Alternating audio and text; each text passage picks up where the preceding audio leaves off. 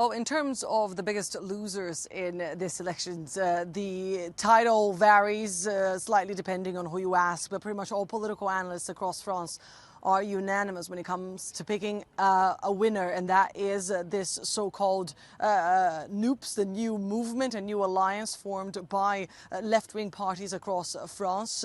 The Communist Party, the Socialist Party, the Greens, and Jean-Luc Melenchon's Insoumise movement.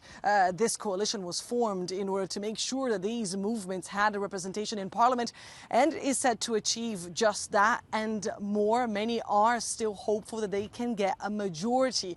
289, that is the magic number that grants either side a majority in government, and that is what this new opposition is trying to deprive Emmanuel Macron of in order to make sure that he compromises in government policies going forward. Emmanuel Macron's movement is still leading the pack, but by a very thin margin, 21,000 votes.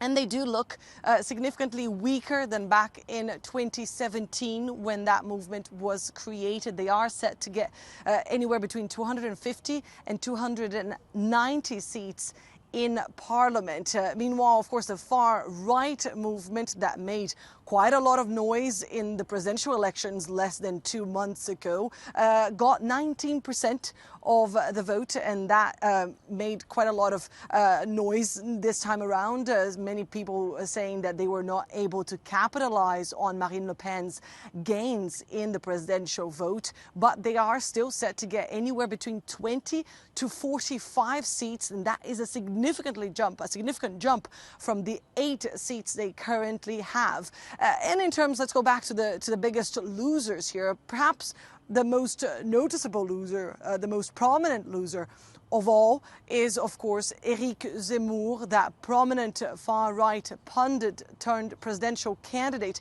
His party was not able to achieve 5% of the vote in this legislative elections and did not shortlist any candidate to go into the runoff. Per?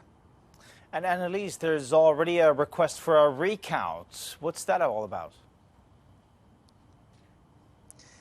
Indeed, while the NUPS are crying victory and denouncing Emmanuel Macron's movement to be dead and buried, they are also saying, they're also crying foul and denouncing authorities here of fiddling with results to place Emmanuel Macron's movement first. They have actually come forward and accused the Interior Minister himself of wrongly labeling some of the candidates that are part of this left-wing coalition in order to artificially put Emmanuel Macron's movement first in the results. They are asking these candidates to be relabeled and their votes to be counted as the NUPS coalition. So it's going to be interesting to see how this plays out. We also have the former education minister here in France, a very important figure in French politics, saying that he is going to enter with a procedure, a legal procedure,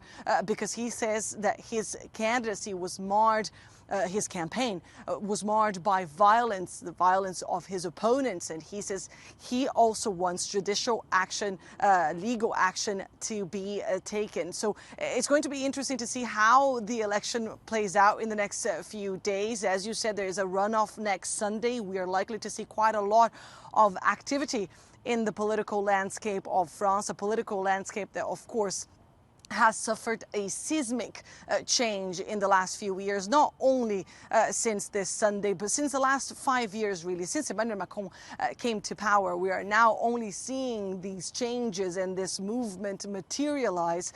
We are likely to see more and more accusations and more campaigning coming forward over the next few days. It remains to be seen whether this is actually going to interest French voters. We saw record low turnout this Sunday. Many of those candidates in the NUPS are going to try to mobilize their camp. Many people here hope that more of the voters of the popular classes coming to vote is going to benefit the left-wing coalition.